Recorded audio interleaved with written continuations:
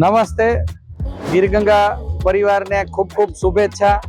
11,111 check dam અને 11,111 recharge બોરનો જે સંકલ્પ કર્યો છે એ પૂરો કરશે જ, અમને ખાતરી છે.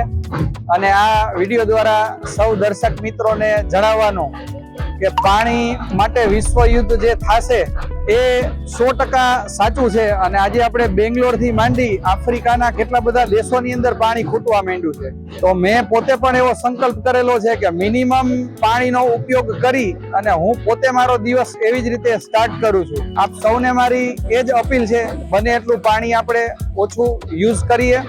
અને એક એવું નવું રિસર્ચ અમેરિકાના જર્નલમાં આવ્યું છે, એનો હજી મારે ઊંડો અભ્યાસ કરવાનો છે કે ગ્રાઉન્ડ વોટર ખેંચવાને કારણે પૃથ્વીની ધરીમાં ફેરફાર થયો છે. આપણે જે અત્યારે 50 વર્ષ 100 વર્ષના જે રેકોર્ડ બ્રેક કર્યા ગરમીએ, પછી વાવાઝોડું, પછી આ વર્ષા અલગ ઋતુમાં આવે છે, તો આ બધા જે કુદરતી ફેરફારો જે થઈ રહ્યા છે એ આવનારા સમયમાં મને વધે એવું લાગે છે. તાપમાનમાં પણ અલગ અલગ ઋતુની અંદર ઘણા ફેરફારો આપણે જોઈએ છીએ.